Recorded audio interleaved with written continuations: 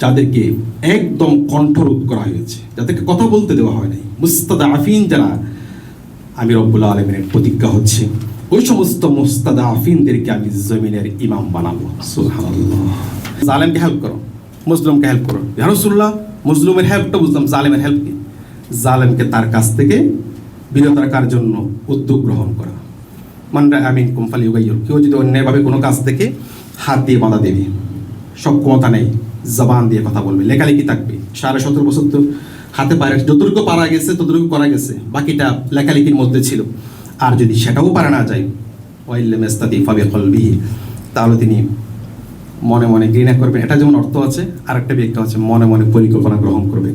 পরিকল্পনা গ্রহণ করে সেটাকে কি জালেমকে কিভাবে পরাজিত করা যায় এর বিপরীতে তিনি ডিসকোর্স দাঁড় করাবেন, প্ল্যান গ্রহণ করবেন। সত্যিকার শাসকের আনুগত্য করা। ক্বালা রাসূলুল্লাহ সাল্লাল্লাহু আলাইহি ওয়াসাল্লাম, আস-সুলতানু জিল্লুল্লাহ, শাসক হচ্ছেন যিনি সত্যিকার খিলাফত আলা মিনহাজিন নবুওয়া এবং ইসলামী স্টেটের যিনি শাসক থাকবেন, জনগণের ম্যান্ডেট নিয়ে যিনি রাষ্ট্র পরিচালনা করবেন, তাকে বলা হচ্ছে আস-সুলতানু জিল্লুল্লাহ। এরকম শাসক হচ্ছেন আল্লাহর ছায়া। সুবহানাল্লাহ। আউযু বিল্লাহি মিনাশ শাইতানির রাজীম। বিসমিল্লাহির রাহমানির রাহিম। الذين إن مكناهم في الأرض أقاموا الصلاة وآتوا الزكاة وأمروا بالمعروف ونهوا عن المنكر ولله عاقبة الأمور آمنت بالله صدق الله العلي العظيم. ইতিহাস হচ্ছে আমাদের the enlightened or dark features or inheritance of the ages of the community or ummah. কাল এবং যুগের আবর্তন এবং বিবর্তনে সকল আলোকিত অথবা অন্ধকার যে উত্তরাধিকার অথবা বৈশিষ্ট্য কাল এবং যুগের বিবর্তনে ঘটেছে এই জমিনের উপরেই, সে যে কোনো উম্মার জন্য হোক, জাতির জন্য হোক, একটি জিওগ্রাফির জন্য হোক, সেটি হচ্ছে মূলত আমাদের ইতিহাস। এবং যেটি আমাদের enlightened features and inheritance we must catch for our prospect future of our উম্মা। আমরা আমাদের উম্মার জন্য সেই ভালো দিকটি এবং আলোকিত অংশটুকু আমরা ধারণ করে আগামীর ভবিষ্যৎ আমরা বিনির্মাণ করব। সম্মানিত উপস্থিতি, আমি আপনাদের সামনে মহাগ্রন্থ আল কোরআনের 22 নম্বর সূরা, সূরাতুল হজ, সূরাতুল হজ্জের 41 নম্বর আয়াত আমি আপনাদের সামনে তিলাওয়াত করেছি। একটি মাত্র আয়াত তিলাওয়াত করেছি, যেখানে আল্লাহ রাব্বুল আলামিন ইরশাদ করছেন, যারা এই জমিনের উপরে ক্ষমতায় অধিষ্ঠিত হবে, যাদের রাষ্ট্র পরিচালনা করার সুযোগ আসবে, অথবা যারা রাষ্ট্র বিনির্মাণ করার স্বপ্ন দেখবে, স্বপ্ন দেখতে গিয়ে এক পর্যায়ে তাদের পরিমণ্ডলে তাদের যতটুকু সুযোগ আছে সেই পরিমণ্ডলে যখন তারা ক্ষমতা পাবে, ক্ষমতা ইউজ করার সুযোগ পাবে, তাদের প্রথম যে কর্মসূচি সেটি হলো আকামুস সালাত। তারা নামাজ প্রতিষ্ঠা করবে, ওয়াতুজ যাকাত, যাকাত তথা অর্থ ব্যবস্থা, ধনী গরিবের বৈষম্য দূর করার যে অর্থনৈতিক ব্যবস্থা তারা গ্রহণ করবে, ও আমারু বিল মারুফ, রাষ্ট্রের জন্য তারা কল্যাণকর যে কোনো উদ্যোগ তারা গ্রহণ করবে, তথা আমরা যদি অর্থ করি তারা কল্যাণময় যে কোনো কাজের জন্য তার নির্দেশ দেওয়া, মানে এখানে উদ্যোগ গ্রহণ করা, ওয়া নাহু আনিল মুনকার, এবং রাষ্ট্রের ক্ষতি হয়, নাগরিকের ক্ষতি হয় এরকম যে কোনো খারাপ কাজ থেকে তারা নিজেরা রাষ্ট্র উদ্যোগ গ্রহণ করবে না, রাষ্ট্র বিধিনিষেধ মেনে চলবে এবং নাগরিকও সেই কাজ থেকে, খারাপ কাজ থেকে বিরত রাখার চেষ্টা করবে। ওয়ালিল্লাহি আকিবাতুল উমুর। আর আমাকে আপনাকে, রাজা হোক, প্রজা হোক, শাসক হোক, শাসিত হোক, সবাইকে কিন্তু আল্লাহর কাছে ফিরে যেতে হবে এবং ফিরে যাওয়ার পরে কেউ পানিশমেন্ট পাবে, কেউ রিওয়ার্ড পাবে। এই বিষয়টা আল্লাহ রাব্বুল আলামিন আমাদেরকে স্মরণ করে দিয়েছে। আমি যে অংশটুকু আপনাদের সামনে তিলাওয়াত করেছি সূরা হজ্জের 41 নম্বর আয়াত, সেটি অত্যন্ত চমৎকার। ইসলামের তৃতীয় খলিফা হযরত উসমান রাদিয়াল্লাহু তাআলা তিনি বর্ণনা করছেন, ক্বালা উসমান ইবনে আফফান রাদিয়াল্লাহু তাআলা আনহু, তাফসিরে ইবনে কাসিরের মধ্যে এসেছে।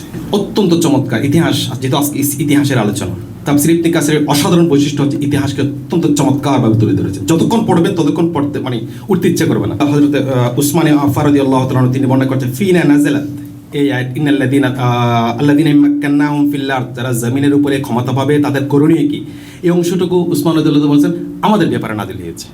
তিনি বলছেন আমরা যারা আন কুলনা রব্বুনাল্লাহ, আমরা যারা ঘোষণা দিয়েছিলাম ইন্নাল্লাযীনা ক্বালু রব্বুনাল্লাহ সুম্মা ইসতাকামু, আমাদের ব্যাপারে এই অংশটুকু নাযিল হয়েছে। এরপরে কি, আমরা জুলুম নির্যাতন সহ্য করলাম, সহ্য করতে করতে এক পর্যায়ে সুম্মা মাক্কান্না ফিল্লাহ, আমরা জমিনের উপর ক্ষমতা পেয়ে গেলাম। ফাআকামনাস সালাত, আমরা নামাজ প্রতিষ্ঠা করলাম। আতিনাজ যাকাত, আমারুনা বিল মা'রুফ ওয়া নাহিনা আনিল মুনকার, এই চারটা কাজ আমরা করলাম। ওয়ালিল্লাহি আকিবাতুল উমুর ফাহিয়ালি ওয়া আসহাবি, এটা আমাদের জন্য, আল্লাহ রাসূলের সাহাবীদের জন্য। ক্বালা আবুল আলিয়া হুম আসহাবু মুহাম্মদ সাল্লাল্লাহু আলাইহি ওয়াসাল্লাম, আবুল আলিয়া মুফাসসির তিনি বলছেন আল্লাহ রাসূলের সাহাবীদের ব্যাপারে ঘটনাটি এসেছে। সাব্বা ইবনে সুওয়াইদা আলী কিন্দি রাদিয়াল্লাহু তাআলা তিনি বলছেন, একবার উমর ইবনে আব্দুল আজিজ রাদিয়াল্লাহু তাআলা খুতবা দিচ্ছেন, খুতবা দেওয়ার অবস্থায় তিনি আয়াতটি তেলাওয়াত করলেন। আয়াতটি তেলাওয়াত করার পরে তিনি বলছেন, এখানে শুধুমাত্র শাসকের কথা বলা হচ্ছে না, এখানে শাসক এবং শাসিতের উভয়ের কথা বলা হচ্ছে এবং করণীয় ঠিক করা হচ্ছে। তিনি বলছেন, আমি কি তোমাদেরকে বলবো না শাসকের উপর তোমাদের হক কি এবং তোমাদের উপর শাসিতের হক, শাসকের কি হক? তখন তিনি বলছেন, শাসকের উপর তোমাদের হক হলো তিনি আল্লাহর হক সমূহ কোনো কিছু আদায় করতে ত্রুটি দেখলে সাথে সাথে তিনি তোমাদেরকে পাকড়াও করবেন। অর্থাৎ নাগরিক যারা, তারা যদি ল ভায়োলেট করে, ইসলামিক মোরাল ইথিক্সগুলো তারা যখন ভায়োলেট করবে, তাদের ব্যাপারে শাসক তাদেরকে অ্যারেস্ট করতে পারবে, পাকড়াও করতে পারবে, সংশোধন করতে পারবে। তারপরে হচ্ছে তোমাদের একজনের হক যদি আরেকজন নষ্ট করে, সেক্ষেত্রে তিনি একজনের হক আরেকজনের কাছে ফিরিয়ে দিবেন এবং সবাইকে সঠিক পথে পরিচালনা করবেন। আমার কথাগুলো কিন্তু চলে আসছে আস্তে আস্তে একটা একটা। রাষ্ট্র ব্যবস্থার যে পরিচালনার কোরআন হাদিসের আলোকে সেগুলো উমর ইবনে আব্দুল আজিজ রাদিয়াল্লাহু তাআলার বক্তব্য থেকে আমরা পাচ্ছি। তারপর তিনি বলছেন, তোমাদের উপর শাসকের হক কি? শাসকের হক হলো প্রকাশ্য গোপনে আনন্দ উৎফুল্লের সাথে সত্যিকার শাসকের আনুগত্য করা। ক্বালা রাসূলুল্লাহ সাল্লাল্লাহু আলাইহি ওয়াসাল্লাম, আস-সুলতানু জিল্লুল্লাহ, শাসক হচ্ছেন যিনি সত্যিকার খেলাফত আলা মিনহাজিন নবুওয়া এবং ইসলামী স্টেটের যিনি শাসক থাকবেন, জনগণের ম্যান্ডেট নিয়ে যিনি রাষ্ট্র পরিচালনা করবেন, তাকে বলা হচ্ছে আস-সুলতানু জিল্লুল্লাহ। এরকম শাসক হচ্ছেন আল্লাহর ছায়া। সুবহানাল্লাহ। ইয়াউই ইলাইহি দাঈফু, দুর্বলরা তার কাছে আশ্রয় পায়। ওয়া বিহি ইয়ান্তাসিরুল মাজলুম, আর যারা মজলুম মানুষ, নির্যাতিত মানুষ, তারা তার মাধ্যমে শক্তিশালী হয়। ওয়ামান আকরামা সুলতানুল্লাহ ফিদ দুনিয়া, যিনি আল্লাহর শাসকের আনুগত্য করবে, আল্লাহর দ্বীনের প্রতিনিধিত্ব করে এরকম শাসকের যিনি আনুগত্য করবে এবং সম্মান দিবে, আকরামাহুল্লাহ ইয়াউমাল কিয়ামা, কাল কিয়ামতের ময়দানে ওই শাসিত আনুগত্যকারী ব্যক্তিকে আল্লাহ রাব্বুল আলামিন সম্মানিত করবে। সুবহানাল্লাহ। আবু হুরায়রা রাদিয়াল্লাহু তাআলা হাদিস বর্ণনা করেছেন। এরপর আরেকটা হাদিস আমরা সবাই জানি, হযরত আবু হুরায়রা রাদিয়াল্লাহু তাআলা হাদিসটি বর্ণনা করেছেন, সাবআতু ইউযিল্লুহুমুল্লাহু ইয়াওমা লা যিল্লা, 7 শ্রেণীর ব্যক্তিকে আল্লাহ রাব্বুল আলামিন আরশে আজিমের নিচে ছায়া দিবেন। তার মধ্যে একজন হচ্ছে ইমামুন আদিলুন, ন্যায়পরায়ণ শাসক। সেই ন্যায়পরায়ণ শাসকের কথাও আমরা আব্দুল্লাহ ইবনে উমর রাদিয়াল্লাহু তাআলার কথার মাধ্যমে আমরা পেয়ে যাই। ক্বালা যায়েদ ইবনে আসলাম রাদিয়াল্লাহু তাআলা আনহু, তিনি একজন প্রখ্যাত মুফাসসির, তিনি বলেছেন, ওয়ালিল্লাহি আকিবাতুল উমুর, এই অংশটুকুর অর্থ হচ্ছে আই ওয়া ইনদাল্লাহি সাওয়াবু মা সানাউ, এই জমিনের উপরে বান্দা যাই করবে আল্লাহ তাকে কিয়ামতের মাঠে সেটিকে ফিরিয়ে দিবে। সুবহানাল্লাহ, সুবহানাল্লাহ। আসুন এবার আমরা, আল্লাহ কি আমাদেরকে খেলাফত দিবেন সে বিষয়টা আমরা একটু জেনে নিচ্ছি। সূরাতুন নূরের 55 নম্বরে আল্লাহ রাব্বুল আলামিন বলছেন, ওয়া'দাল্লাহুল্লাযীনা মিনকুম ওয়া আমিলুস সলিহাত ইস্তাখলিফান্নাকুম ফিল আরদ কামা ইস্তাখলাফাল্লাযীনা মিন ক্বাবলিকুম। আল্লাহ আমাদের জন্য ওয়াদা করছেন, যারা সৎ কাজ করবে, যারা ঈমানদার, আল্লাহ রাব্বুল আলামিন তাদেরকে অবশ্যই জমিনের উপরে উত্তরাধিকারী দান করবেন, খেলাফত দান করবেন, যেমনিভাবে পূর্ববর্তী মানুষদেরকে আল্লাহ দান করেছিলেন। এরপরে আমরা সূরাতুল কাসাস, অত্যন্ত চমৎকার একটি সূরা, পুরা ফেরাউন এবং মূসা আলাইহিস সালামের ঘটনার পুরো ইতিহাস যেন এখানে মানে বিবৃত হয়েছে, পুরা চিত্র সামনে নিয়ে এসেছে আল্লাহ রাব্বুল আলামিন। সেখানে আল্লাহ রাব্বুল আলামিন অত্যন্ত প্রাসঙ্গিক বর্তমান সময়ের জন্য দেখুন, وَنُرِيدُ أَن نَّمُنَّ عَلَى الَّذِينَ اسْتُضْعِفُوا فِي الْأَرْضِ وَنَجْعَلَهُمْ أَئِمَّةً وَنَجْعَلَهُمُ الْوَارِثِينَ। আল্লাহ রাব্বুল আলামিন বলছেন, আমি রব্বুল আলামিনের দৃঢ় প্রতিজ্ঞা হচ্ছে, আমি এই জমিনের উপর যাদেরকে সবচেয়ে বেশি মুস্তাদাফিন করে রাখা হয়েছে, যাদেরকে সবচেয়ে চতুর্দিক থেকে অর্থনৈতিকভাবে, রাষ্ট্রীয়ভাবে, জননিরাপত্তার দিক থেকে, নাগরিক হিসাবে, সামাজিকভাবে যাদেরকে একদম কণ্ঠরোধ করা হয়েছে, যাদেরকে কথা বলতে দেওয়া হয় নাই, মুস্তাদাফিন যারা, আমি রব্বুল আলামিনের প্রতিজ্ঞা হচ্ছে ওই সমস্ত মুস্তাদাফিনদেরকে আমি জমিনের ইমাম বানাবো। সুবহানাল্লাহ। ওয়া নাজআলুহুমুল ওয়ারিসিন, আর আমি তাদেরকে এই জমিনের উপরে উত্তরাধিকারী বানাবো। লক্ষ্য করুন 17 বছর আমরা কোথায় ছিলাম? অনেক লোককে আমি বলতে শুনেছি যে শেখ হাসিনাকে আল্লাহ সরাইতে পারবে না, নাউজুবিল্লাহি। এবং সবচেয়ে বেশি বিপদগ্রস্ত হয়েছে আলেম সমাজ।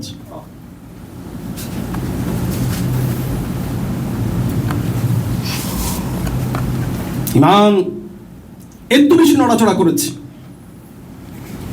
শেখ হাসিনার সমাবেশে চলে এসেছে পটিয়াতে, গাড়ি করে লোহাগাড়া থেকে। সৎকারে লোহাগাড়া ইসলামী আন্দোলনের ইতিহাসে, আলিম ওলামার ইতিহাসে এরকম কোনো নজির ছিল না। ফতোয়া বানিয়েছি, ফতোয়া বিক্রি করেছি আমরা, শুধু নিজের চাকরিটা টিকে রাখার জন্য, একটা মাদ্রাসার বিল্ডিং পাওয়ার জন্য, আরেকটি কোনো কারণে। আমি কিন্নাল্লাযিনা ক্বালু কি তাফসীর আমি পড়িয়েছি ছাত্রদেরকে, ইন্নাল্লাযিনা ক্বালু রাব্বুনাল্লাহু সুম্মা ইসতাকামু তাতানাজ্জালু আলাইহিম। আমি ছোট্ট মানুষ, 13-14 সালে চট্টগ্রাম দক্ষিণ জেলার কঠিন জিম্মাদারি এবং 15 সাল পর্যন্ত জিম্মাদারি আমাদের উপর ছিল। আমি তো দেখেছি কঠিন সময়ে আল্লাহ আমাদেরকে ইলহাম করেছে।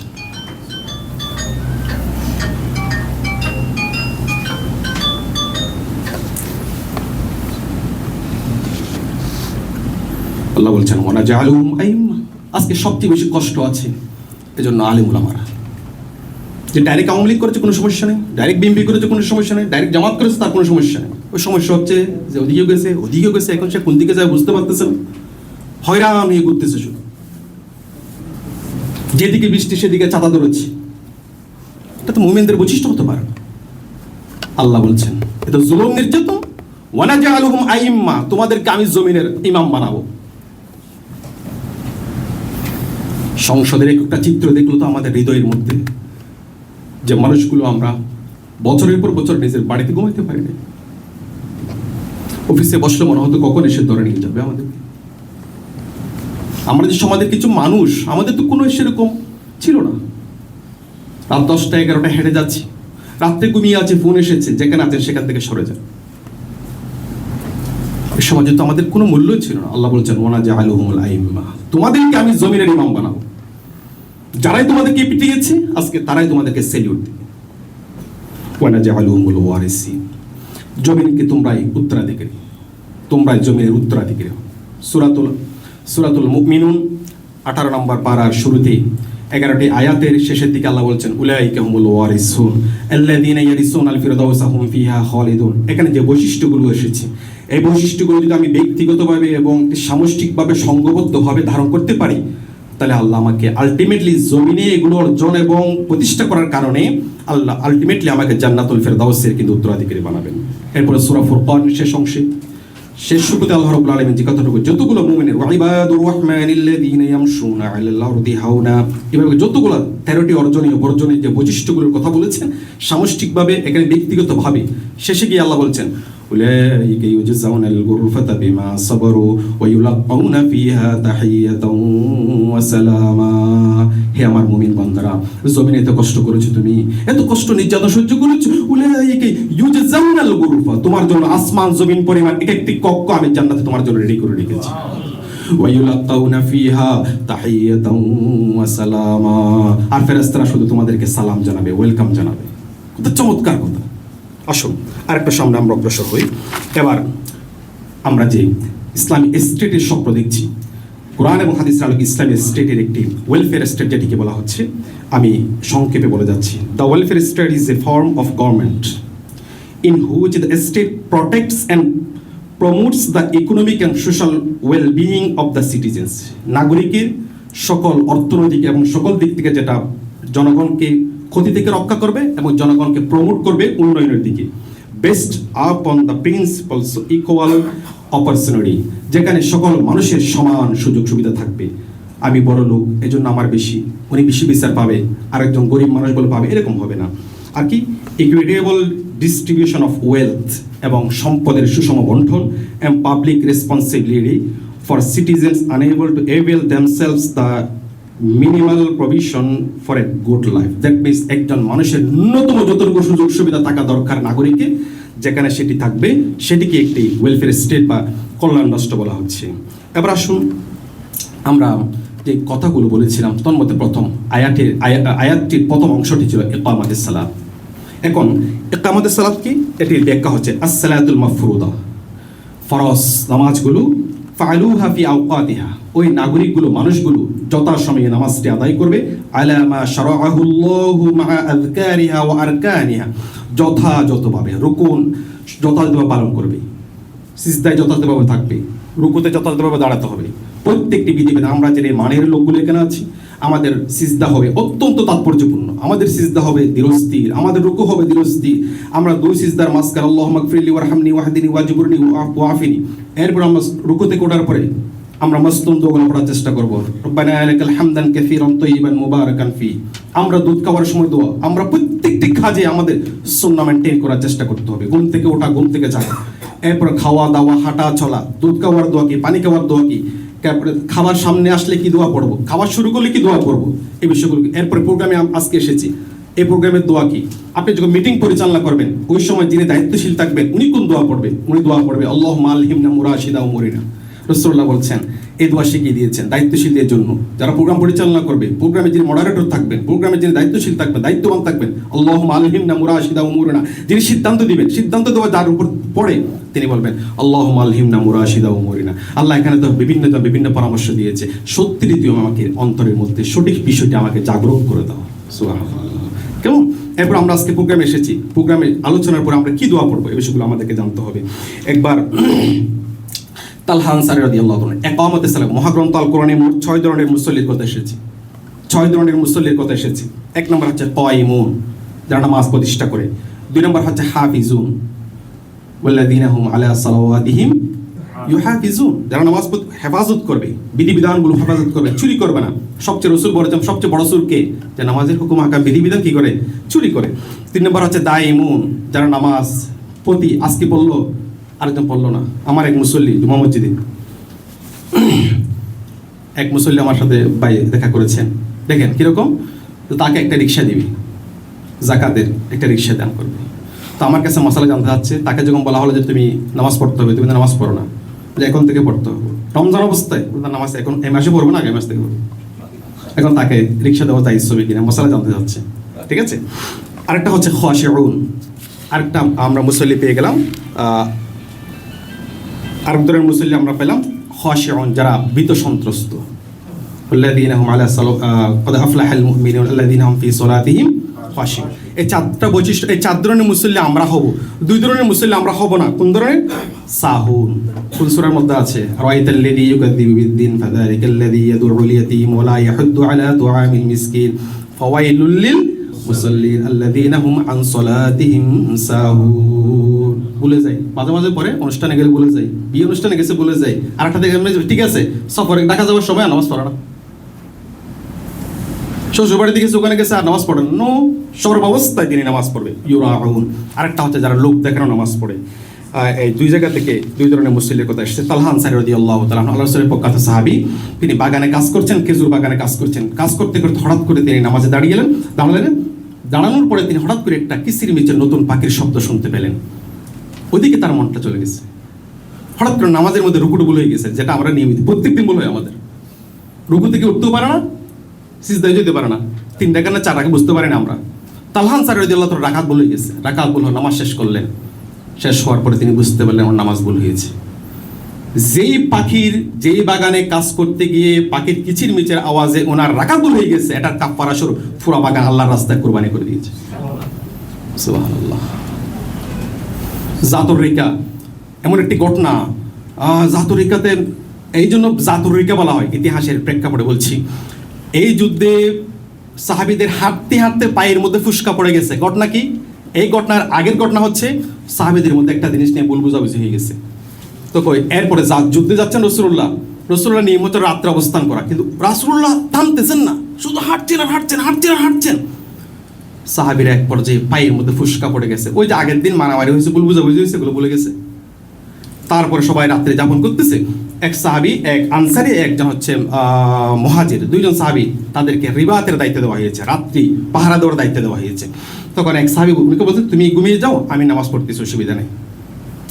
এক পর্যায়ে ওই দূর থেকে কাফেররা দেখে আছে, যখন দেখলো একজন নামাজ পড়ছে, সবাই ঘুমিয়ে আছে, তখন সে কাছে এসে তাকে হত্যা করার জন্য একে একে 1 2 3 তিনটা নিক্ষেপ করেছে।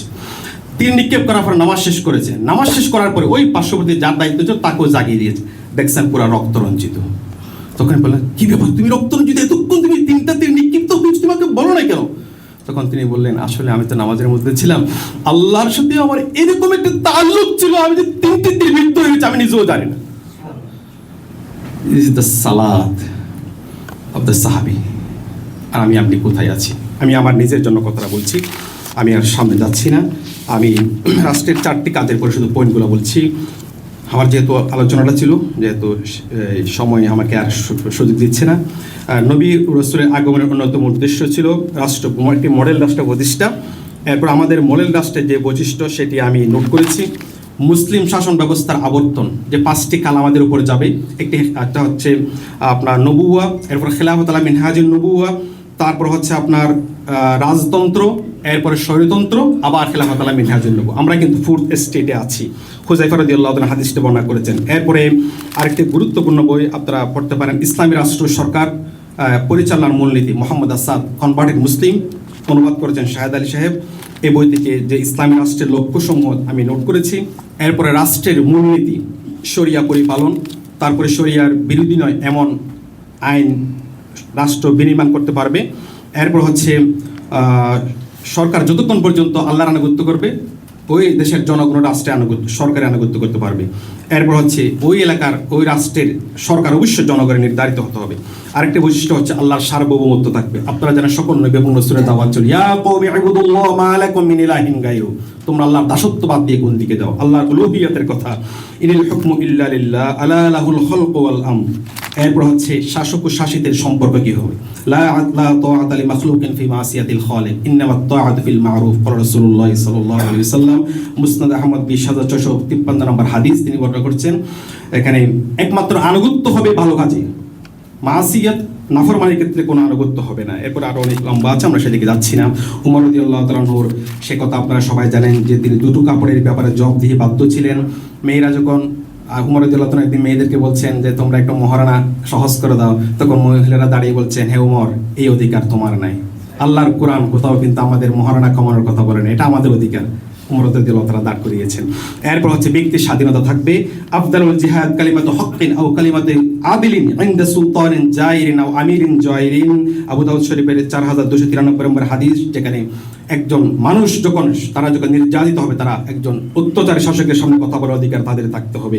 এরপরে উমর রাদিয়াল্লাহু তাআলা জনতার উদ্দেশ্যে যখন হজ করতে আসলেন, তাদেরকে তিনি বলেছিলেন, আলা ইন্নী ওয়াল্লাহি মা উরসিলু, হে আমার জনতা, তখন তিনি খলিফা ছিলেন, তিনি বলছেন যে আমি যতগুলো উম্মাল তথা আমি প্রাদেশিক শাসক নিয়োগ করেছি, তাদেরকে এই জন্য নিয়োগ করি নাই যে লিয়াদরিবু আবশারাকুম, তারা তোমাদেরকে প্রহার করবে, অথবা তোমাদের সম্পদ হরণ করবে, অথবা তোমাদের কাছ থেকে কোনো কিছু কেড়ে নিবে। যদি এরকম কাউকে পাও, তাকে আমার কাছে প্রেরণ করো, অবশ্যই আমি তার কাছ থেকে কাসাস গ্রহণ করব। এরপরে অর্থনৈতিক নিরাপত্তার কথা আসছে। একটি চমৎকার হাদিস এটা শোনাই আপনাদেরকে। রাসূলুল্লাহ সাল্লাল্লাহু আলাইহি সাল্লাম বলছেন, ফামান মাতা আলাইহি, কোনো ব্যক্তি যদি ইসলামী রাষ্ট্রে মারা যায়, তার যদি ঋণ থাকে আর তার এমন কোনো সম্পদ না সেই ঋণ দিয়ে দেওয়ার, রাসূলুল্লাহ বলছেন ফা আলাইহি কাজা, আমাদের ইসলামী রাষ্ট্রের দায়িত্ব হচ্ছে রাষ্ট্রকে দায়িত্ব নিতে হবে। ওয়ামান তারা কামালান, আর যদি সে কোনো মাল রেখে যায় সেটা কিন্তু আমরা নিব না, সেটা হচ্ছে তার উত্তরাধিকারী পাবে। এরপরে আপনারা সূরা সাফফাতের শেষের দিকে একটু পাবেন, সেখানে বলা হচ্ছে জাহান্নামীরা জাহান্নাম সাক্ষাৎকার গ্রহণ করবে জাহান্নামের থেকে, মা সালাকাকুম ফি সাকার, জাহান্নামে কেন আসছো? তারা বলবে জাহান্নামে, লাম নাকু মিনাল মুসাল্লিন, আমরা নামাজ পড়তাম না, ওয়ালাম নাকু নুতিউল মিসকিন, আর মিসকিনদেরকে আমরা খাওয়াতাম না। এরপর হচ্ছে নেতৃত্বের মানদণ্ডের কথা আসছে।